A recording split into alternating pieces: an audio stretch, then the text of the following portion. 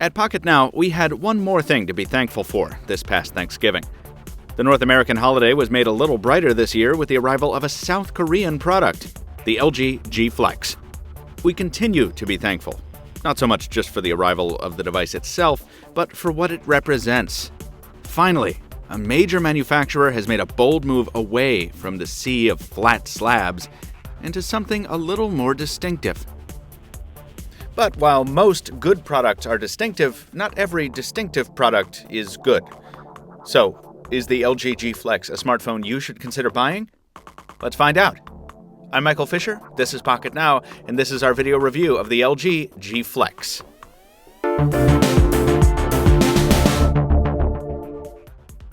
Fair warning, if you're anything like us, by the end of this video you might want a G Flex of your own. If you feel compelled to snap one up, do what we did. Visit Negri Electronics, who provided us with one of our 2 demo units. And while you're at it, follow Pocketnow at the various online water coolers and here on YouTube so you don't miss future reviews.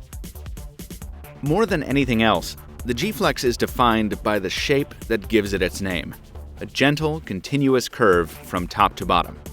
In daily use, this curve does 4 things.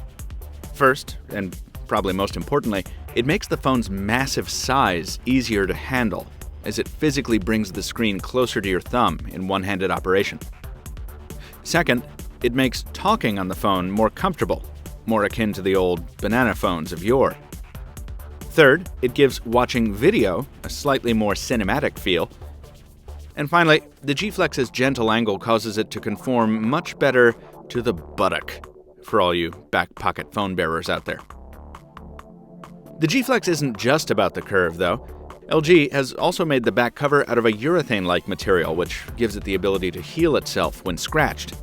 This finish is incredibly slippery. It feels like no other phone material out there, which is fun in its futuristic tactility, despite its tendency to attract dust. We put the coating under stress in a rare torture test here in the Pocketnow labs, and while that coating didn't do anything for deeper gouges, it did indeed eliminate light scratches given enough time. We'll drop a link to that torture test at the end of this video so you can refer to it for more detail. Like the rest of the phone, the 6-inch display is curved, its POLED panel rated at 720p resolution. You don't really notice the step down from the 1080p resolution standard on most flagships these days. The screen's color's rich and beautiful, with high contrast and user-controllable saturation. Our only disappointment comes from the display's whites, which are gray, murky, and reminding us of the wet newspaper look of earlier OLED displays. Powering it on requires either a double tap on the glass cover or a press of the rear-mounted power standby volume collective, which you'll either love or hate. We tend to like it, though it does make adjusting speaker volume tough when the phone's sitting on a table. Under the Flex's Titan silver fuselage sits a spec sheet familiar from LG's more conventional G2. The extendable DMB-TV antenna is useless here in the States, but the rest of the guts certainly are not. The Flex is powered by the muscly Qualcomm Snapdragon 800 processor, backed up by the now familiar 2 gigs of RAM and the usual array of radios and interfaces, with 32 gigs of non-expandable storage and a curved embedded LiPo battery rated at a whopping 13.3 watt-hours. That's probably why the G Flex sits a little heavy in the hand at 177 grams, but somehow it doesn't seem as massive as it is, likely due to the hardware's shape and the space-age back cover material. Manufacturers, take note. It's amazing what a little boldness in design can do. That's somewhat true for the phone's software as well. LG's skin feels better suited to the G Flex than to the G2. Slide-aside multitasking is still pretty clumsy, but the Q-Slide mini apps are more useful now that we have a larger display to work with. More importantly, LG's new dual window feature allows you to use 2 apps side by side. It's not quite as mature as Samsung's multi-window offering. You can't use as many apps with LG's incarnation. But we're very glad to see it just the same. A big screen means very little if it can't be used intelligently, and with this mix of multitasking options, LG passes that test. There are enhancements here even if you're a one app at a time kind of person too. There's still the option to install a little toggle in the home key row to deploy the notification shade, which makes up for that shade being so far out of reach and quite overcrowded out of the box. The new Flex theme is no more subtle than its predecessors, but we like the new neon accents better than we did the old cartoony bubbles. Little touches like the animations when you plug in a cable are quite nice, and almost every animation and scroll effect can be tweaked. If you're the tinkering type, you'll find an awful lot to keep you busy here. We tested the G Flex between rural New York, suburban Greater Boston, and urban San Francisco over the course of 14 days on AT&T's HSPA network. We haven't found any reception trouble over cellular or Wi-Fi, and neither we nor the people we call have any complaints about sound quality during voice calls. While we miss LTE, speeds are usually manageable over 3G, depending on what market we're testing in. Speed on the software side is brilliant, with almost no lag, even when playing games like Sky Gambler's Air Supremacy or Asphalt 8. And even with high-strain action like this, battery life is outstanding. Wrapping up our first day with the G Flex saw us hit the 10% mark only after 21 hours of heavy use and nearly 6 hours of screen-on time. That's awesome endurance.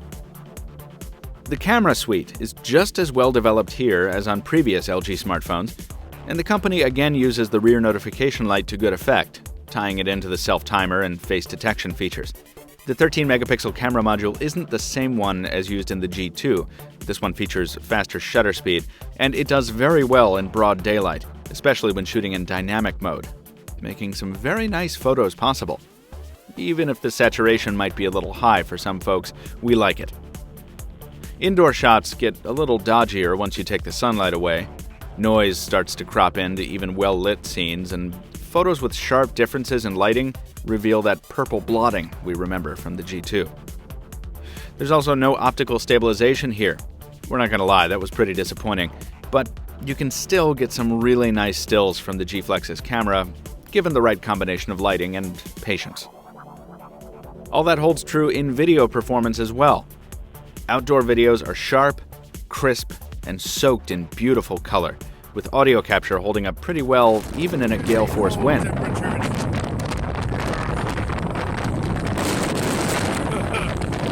can barely stand up. While indoors, more noise creeps into the image, and brighter areas tend to appear washed out. We're hoping that can be corrected via a software update, but even without it, the camcorder is passable. It's just not outstanding.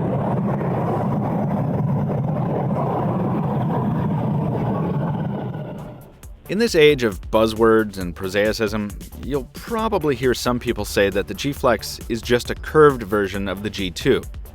That is not the case. The G Flex flouts convention in a way its predecessor never did. Its curved construction and self-healing coating might seem like gimmicks, but they work to solve problems we've been complaining about for a long time. Namely, the awkwardness and fragility of modern large-screened phones. Aside from display resolution and OIS, the G Flex makes almost no compromises to achieve its unique form factor.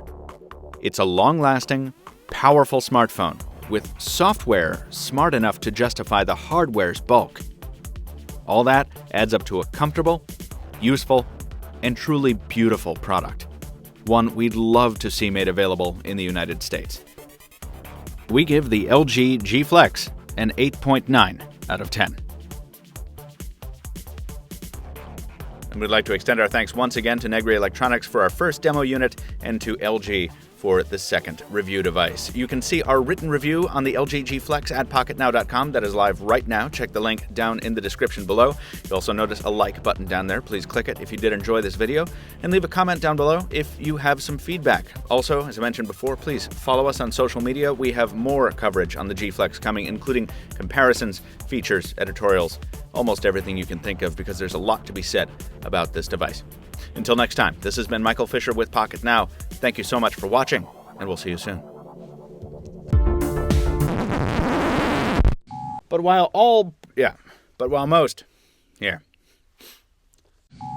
while most distinctive products are good, not all good products...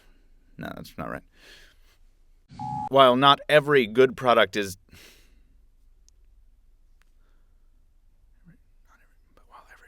most. The LG G Flex. I need better Vanna White skills.